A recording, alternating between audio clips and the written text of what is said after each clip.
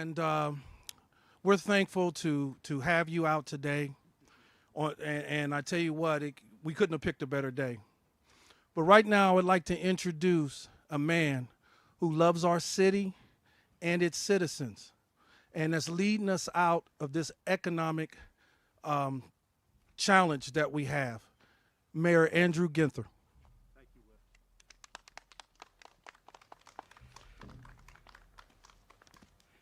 Well, thank you, Will, who is one of our great center managers of a great department. So proud of Recreation and Parks, and Will, you and your team here, and at our centers throughout our community.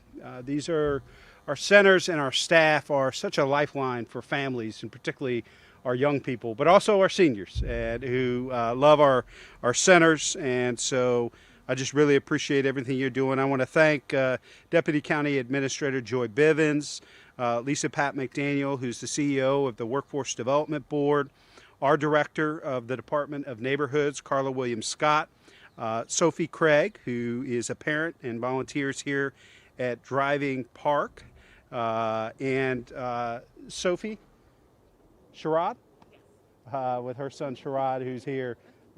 We are thrilled that you joined us here today.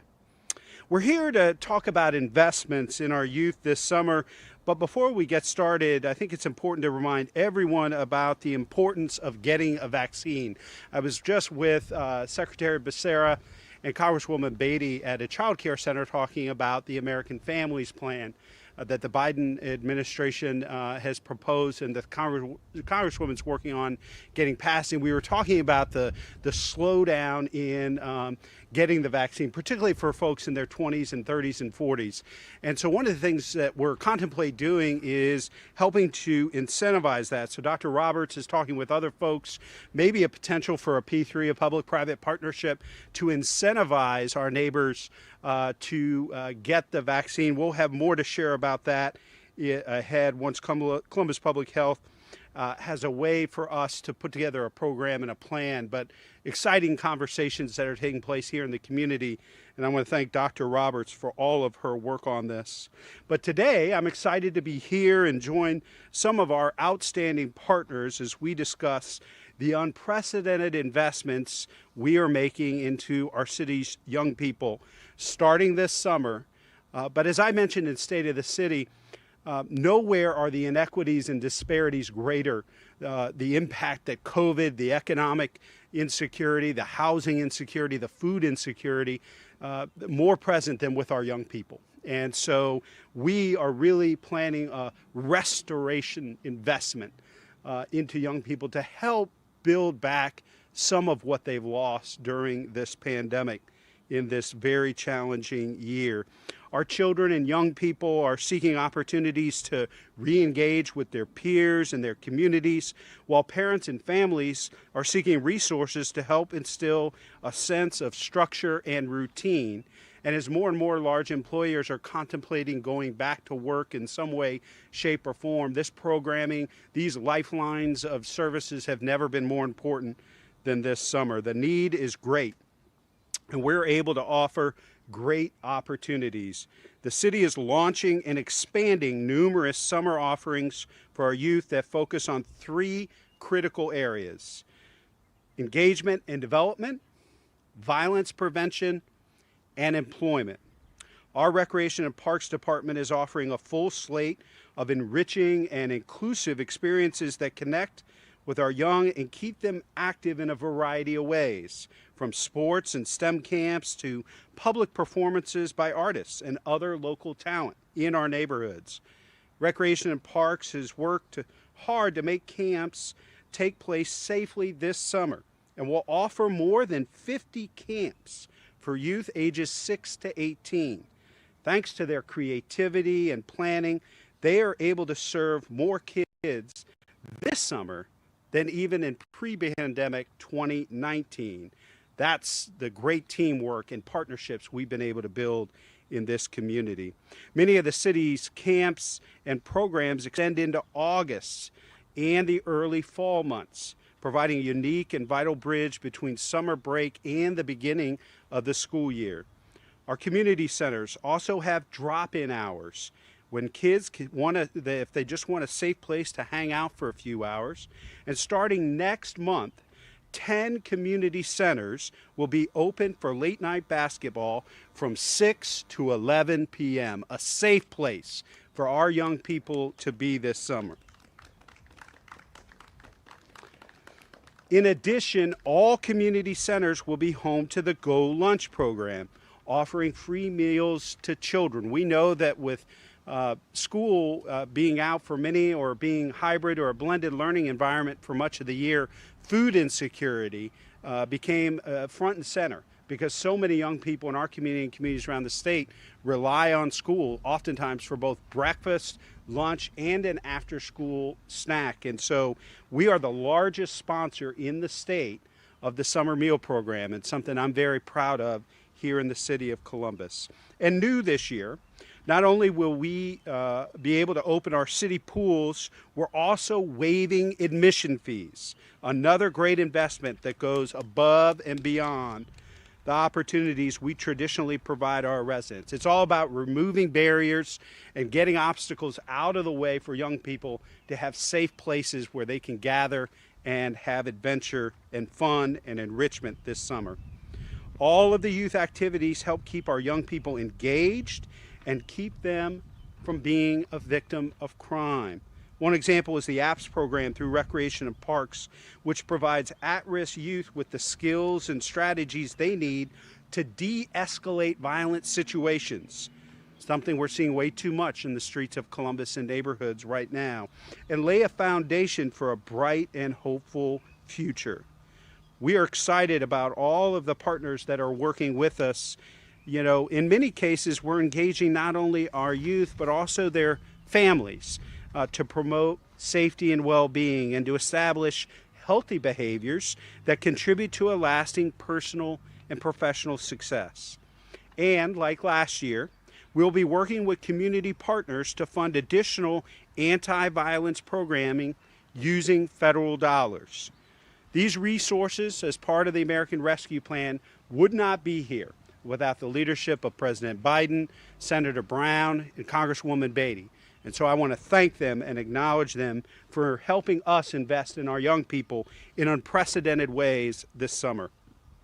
At the same time, we know that summer employment goes a long way toward giving young people a constructive outlet for their creative and entrepreneurial endeavors, all while building character and confidence, and putting cash in their pockets, which is important as well.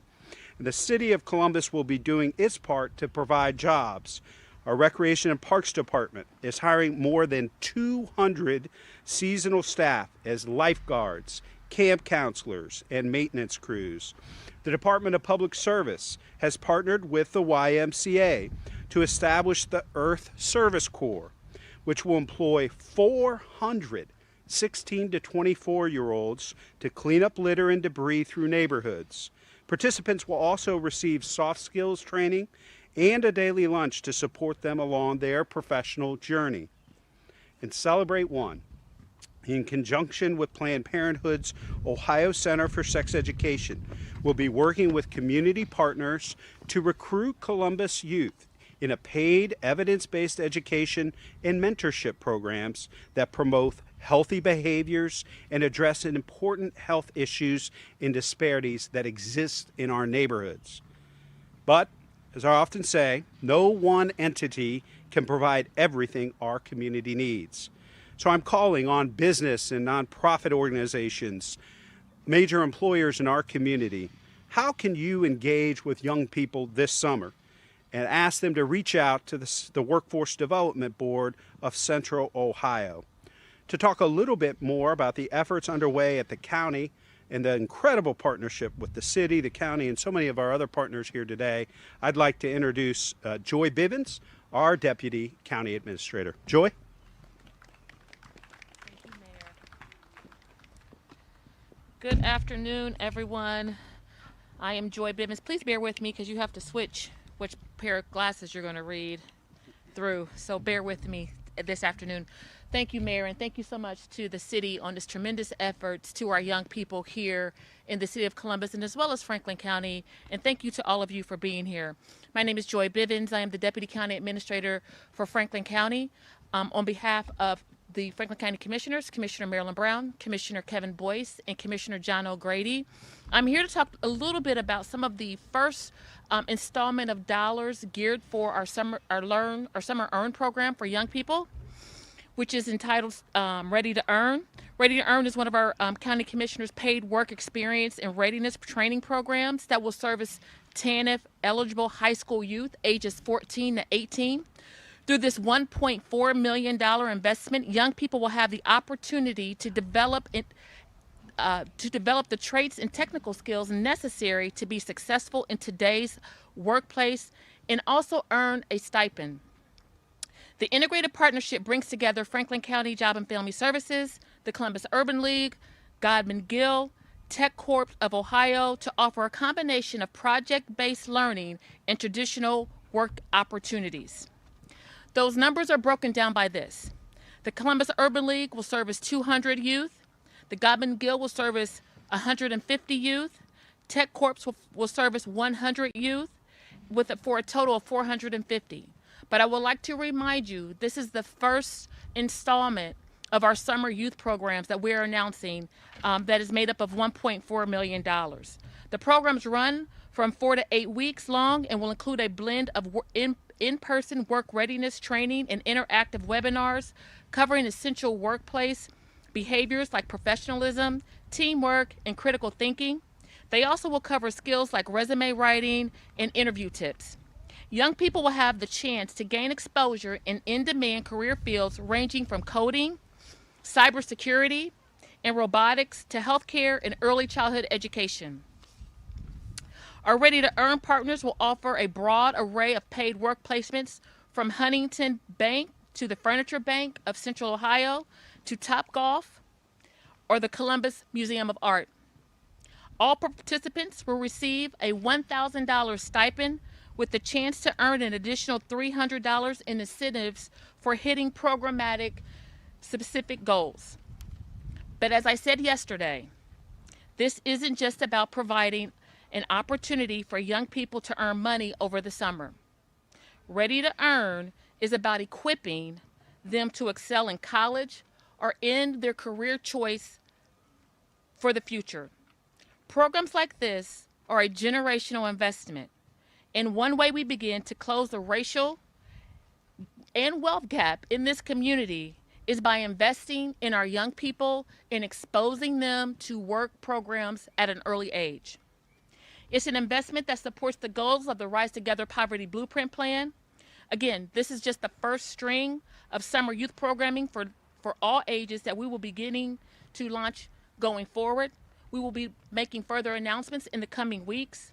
Parents can learn more by visiting our JFS, Franklin County Job and Family Services website, as well as our partners that I listed today. Thank you so much, and thank you to the mayor for so many of the commitments that you are making to our young people. We appreciate you. And coming next is CEO Lisa Pat McDaniel.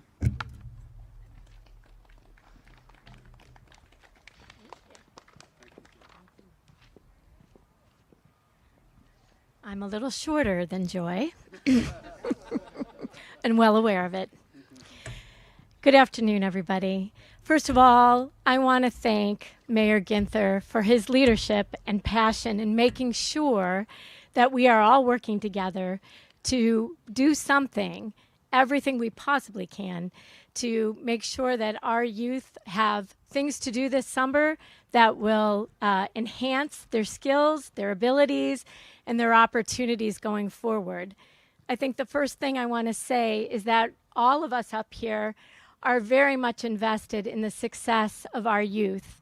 And we are working tirelessly to make sure we identify all these opportunities and bring them all together so that people can see what they are. And so what I'm up here to talk about is we have at the board a virtual platform. We are using that platform to gather all the employers who are interested in hiring. So these are jobs geared towards youth, but there are also jobs geared towards adults. We're partnering with My Brother's Keeper. They actually have an annual job fair. What we're doing is we're enhancing it further.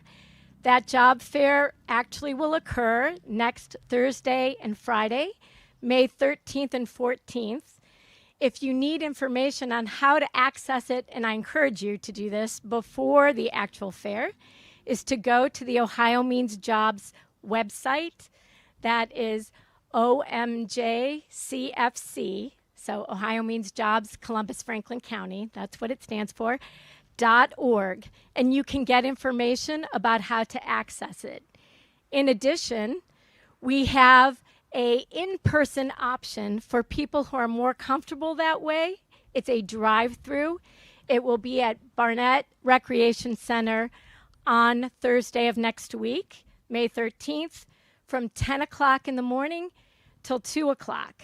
And there you can drive through and you will be given a bag full of the information that you need in a safe manner. So you can go either way. We are really excited to partner with both Director Bivens and the county and Director Carla Williams-Scott in this endeavor. We have lots of employers who have responded, and we're still looking to add other opportunities. So I encourage, if any employers are out there that have not interacted with us previously and are looking to hire young people who are willing to work hard and who are our future here, to contact us at that same website, and we will work with you to build a virtual booth in our job center virtual fair. So it's very simple. We just need information from you, and we help you build it. So it's not like you have to know how to do it. So we're very excited. We think this will be a very successful. We've used this platform in the past, and it's very successful. So people can access it from their homes, from their phones. If you have a smartphone, you can go to the libraries. They're familiar with what they're doing and what we're doing, and they can help you to access it on their computers as well. So please reach out to us, and please, if you're interested in those opportunities, please consider going into that event, because I think you'll find that there are lots of opportunities. I am going to step away now and introduce our partner, Director Carla Williams-Scott, the Director of the Division of Neighborhoods.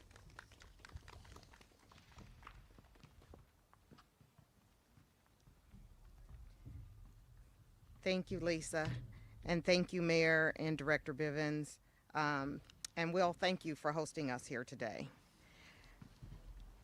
As the Mayor mentioned, this year we're trying to do some unprecedented and different things to support our young people. And I really want to thank our Mayor, Joy Bivens. Oops, didn't expect the wind here. Sorry about that. Our Mayor, Joy Bivens, County Administrator, and Lisa Pat McDaniel from Jobs Ohio. Sophie Craig, who I'll introduce later on, I'd like to thank her as well for being here. And while they aren't all here with us, I would also like to thank my colleagues, the other city department directors and their teams, who are working in creative and innovative ways to help make sure that our young people have opportunities for employment, educational enrichment, and safe and fun experiences this summer. In the Department of Neighborhoods, we like to say that we are the front door to the city services, and we want to ensure that all of our residents have a safe and vibrant community to call home. We know that this past year has been a game changer in many ways. A global pandemic, social unrest, and a spike in violent crimes in our community. Now more than ever, many of our young people are disconnected from the activities and institutions that in the past have kept them grounded and safe. Activities like school full-time, part-time work, extracurricular activities, and visiting with family and friends. We want our community, and especially our young people, to know that we see you, we hear you, and we are here for you. My team in the Department of Neighborhoods and other city departments will be working with several community organizations to provide employment and enrichment opportunities for our young people. We will continue our efforts that we started last fall using CARES Act funds and with our youth and family empowerment grants, working with many of our grassroots and community organizations, while supporting our young people and keeping them safe, because yes, we are still in the midst of a global pandemic. These are few of the things that we have in the works for this summer. We will be working to include young people in the education and outreach efforts about getting vaccinated. This initiative will involve innovative ideas that are being done in other communities. The mayor touched on some of this at the beginning of his remarks.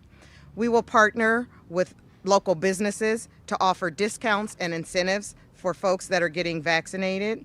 And we want to be able to support our young people that are doing this, and we will look to offer incentives for them in some creative ways. Our young people will be employed and will be helping to keep their community safe. The mayor also mentioned our public-private partnerships. In collaboration with Wendy's Corporation, we are connecting young people to Wendy's locations throughout our city. These Wendy's locations are ready to hire our young people on the site and provide education and training. The focus of this partnership will be twofold: to employ young people, but also, and more importantly, to expose them to career opportunities in the restaurant industry. To help connect our young people to jobs, Lisa Pat McDaniel mentioned our jobs fair that we will be hosting with the Central Ohio Workforce Board. Again, a partnership between the Department of Neighborhoods, the Central Ohio Workforce Board, and Ohio Means Jobs, and Franklin County. This virtual event will allow our job seekers and employers to connect and in some cases have interviews and on-the-spot job offers. Lisa gave the website for the Workforce Board, and if you don't have access to the internet, you can also call the Department of Neighborhoods at 614-645-1993. Again, that's 614-645-1993. We are here for our young people this summer. It's been a trying year for everyone in our community, but in particular our young people who are our future. And so I'm looking forward to sharing more with you in the coming weeks. Thank you, and remember that together we can all do our part to fight COVID-19 and get vaccinated. Now it is my pleasure to introduce Sophie Craig and her son Sherrod.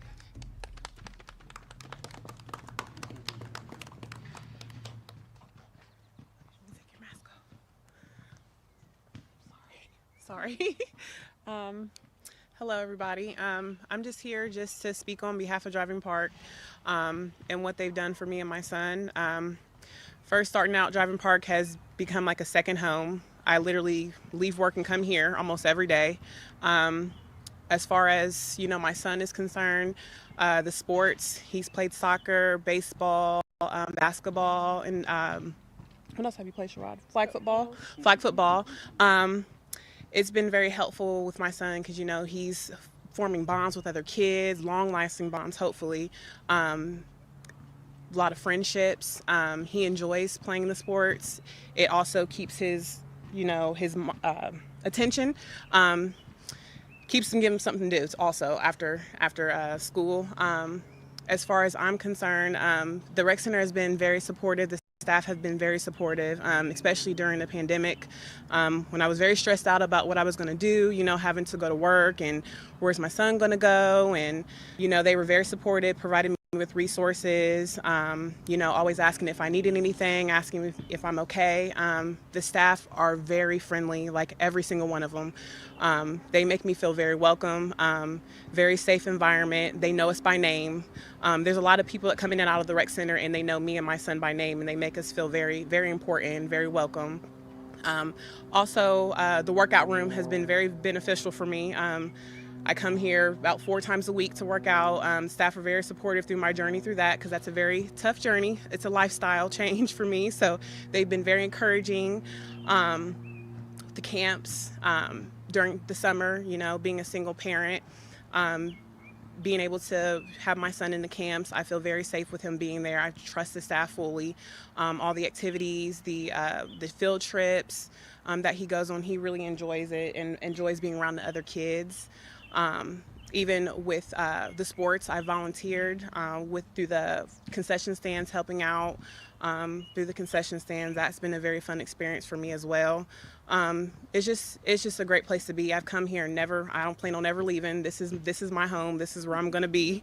I've came and never left. Mr. Will is very, very supportive. Kind of like a mentor for me, you know. It's just been, I'm sorry, I'm a little bit nervous.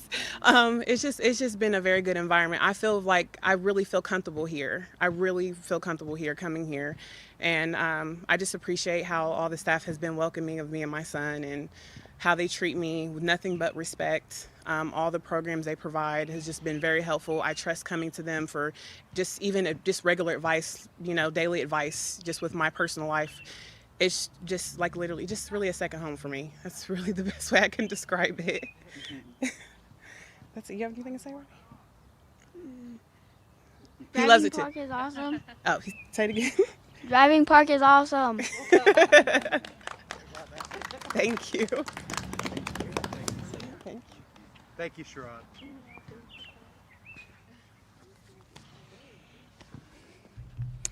Well, that's what today's announcement and all of these incredible partnerships are all about. Our children and families, and so grateful. Sophie, you joined us today, and Sherrod, so proud of you and excited about your future in this city that we're committing to making sure is bright. Programs I mentioned here today are only a few of the many city-based opportunities available this summer in our neighborhoods. More can be found online at columbus.gov/schoolsout, including opportunities from many of our great partners, including Lincoln Theater, the Ohio Avenue Youth Center, EJ's Warrior Karate Academy, the Columbus Museum of Art, COSI. And this is just the start. We'll be utilizing federal dollars approved by the American Rescue Plan that I mentioned earlier to expand opportunities even further and support nonprofits looking to establish or grow programming focused on education, arts and crafts, workforce development, financial literacy, and more. We're currently developing a user-friendly website dedicated to the ARP dollars, where organizations may go directly to submit proposals for funding. We will send out the site address once it is up and running. Neighbors, everything we are touching on here today and rolling out in the coming weeks is laser focused on keeping our youth active, safe, healthy, and engaged, both as the school year winds down and as families plan for the summer ahead. I hope you join me in looking forward to a better, healthier, and happier summer in 2021.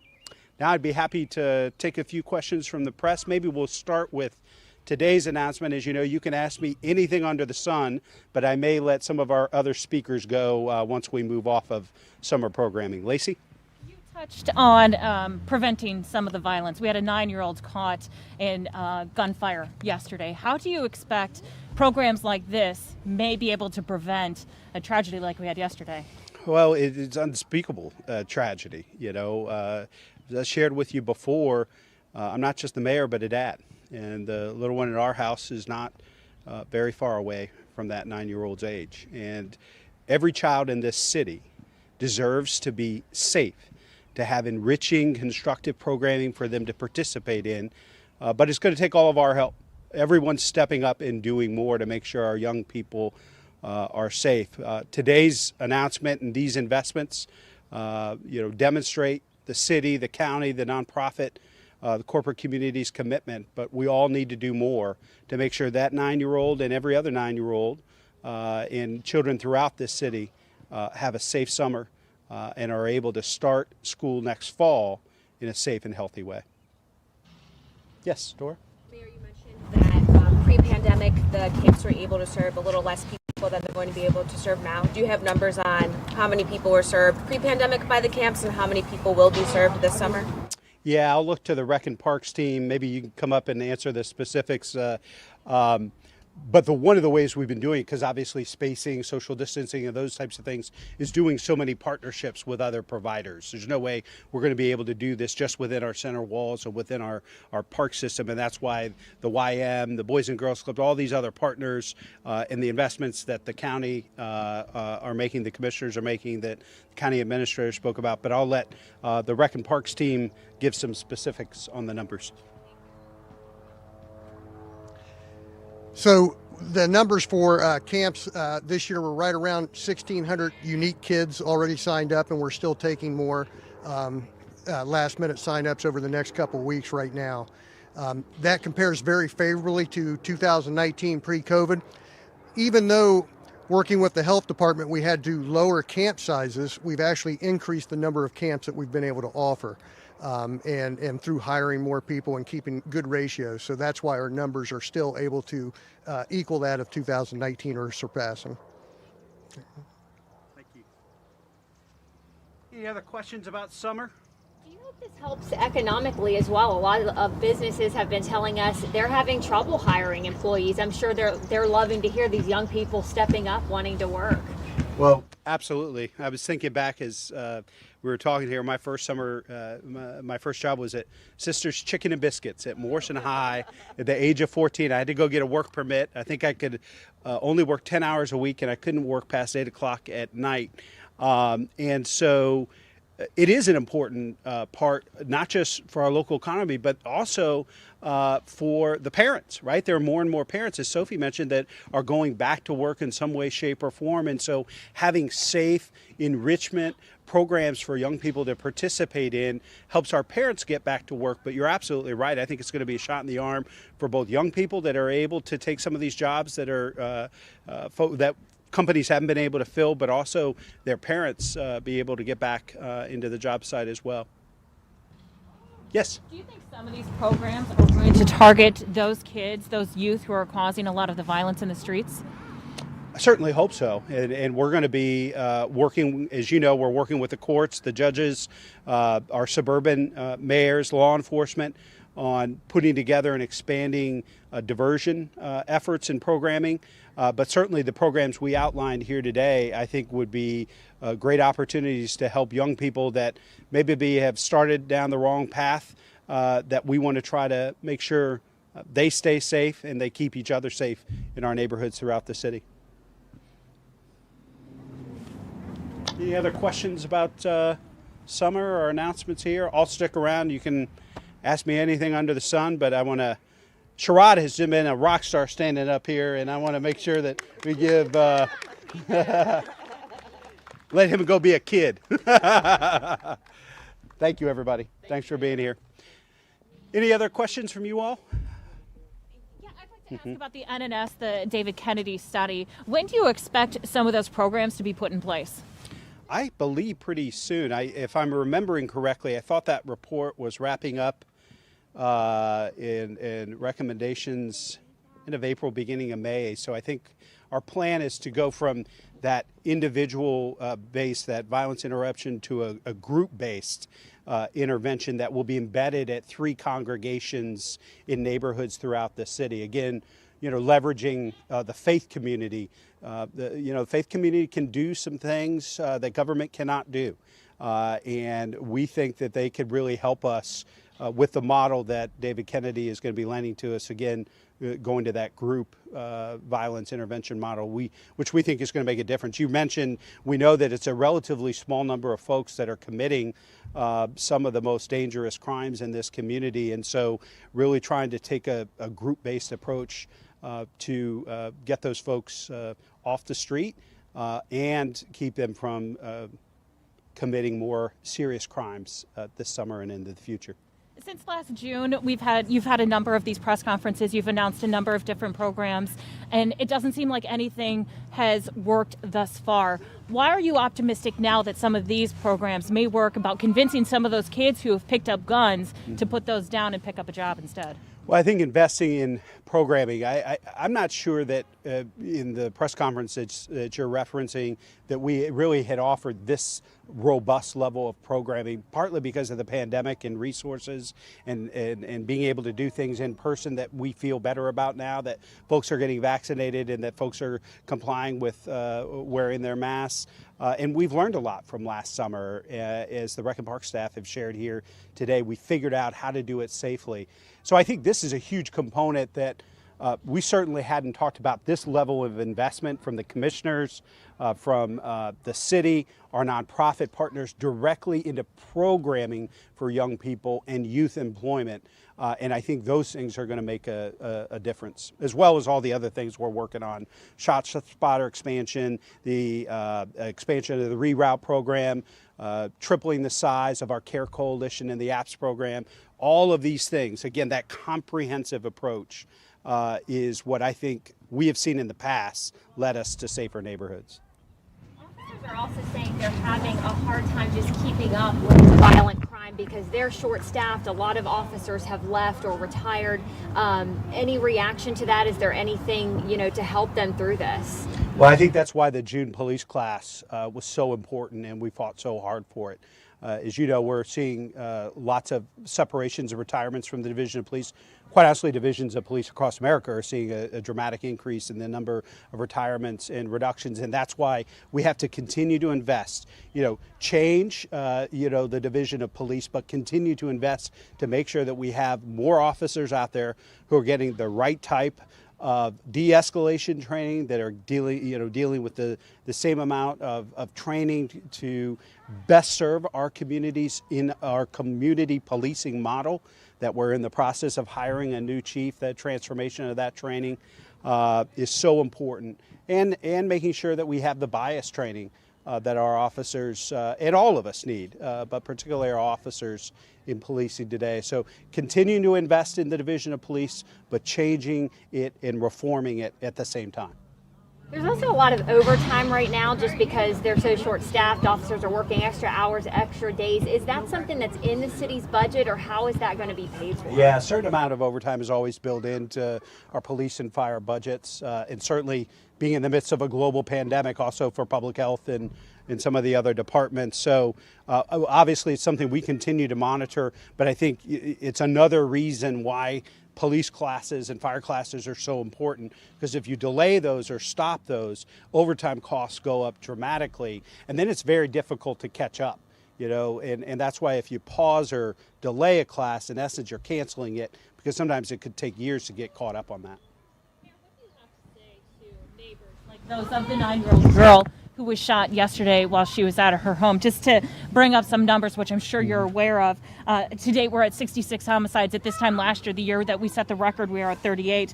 We talk about felonious assaults, the girl who got shot. There's 783 so far this year. We were at 544 last year. So what do you have to say to those neighbors who have said, we've heard you before, Mayor, we've heard you say we're going to put an end to this violence, the community's going to come together, but they continue to see the violence increase? Well, I think that's why today's announcement is so important. It helps us make our approach even more comprehensive and really investing directly into young people with respect to programming, employment, opening up our centers later at night so there are other constructive activities that young people can go and participate in and be safe. So I think today's announcement, it really complements some of the other things that we have talked about that are going to help from a public health, recreation and parks, and law enforcement and public safety perspective, so that we can make sure that our neighborhoods are safer. But to the family of the 9-year-old, this has to stop. This is unacceptable in our city, and I need everybody else to step up. So the employers that we called out today, we need them to hire young people this summer. We want them to participate in these programs and make sure that our young people are safe and that they build skills at the same time. You mentioned the chief search. You announced the applications about a week and a half ago. So where do things stand as far as narrowing it down to a panel of finalists?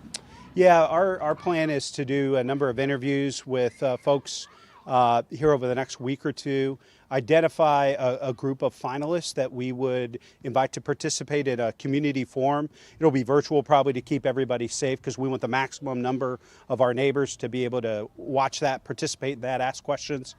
We have already identified a facilitator for that forum, and I think we're identifying a date. Do we have a date yet, Mel?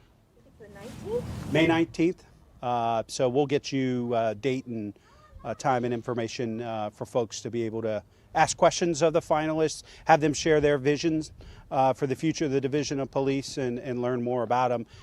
Then I'll probably sit down with a group of those finalists to do one-on-ones with and hopefully announce a new chief by end of May, beginning of June. Last time around, you had a panel of community members, an advisory panel, so to speak. Do you have that this time around? There'll be a much smaller interview panel. I think we were going to ask, we've asked a retired police officer who actually just got appointed to the Civilian Review Board, Willard McIntosh, to serve on an interview panel to make sure law enforcement. My guess is we'll have folks from the community to be part of that as well as staff, the Director of Public Safety, folks within the department. Any other questions? I mean, I'll look for a reason to hang out outside the rest of the afternoon if you want. When are you going to reschedule pickleball? I know. Will, I don't know if I can come back unless I boost up pickleball, because the last time I was here, I think we, forced canceling of pickleball that day. I got an earful, so. Pickleball, serious business. See you guys. Take care.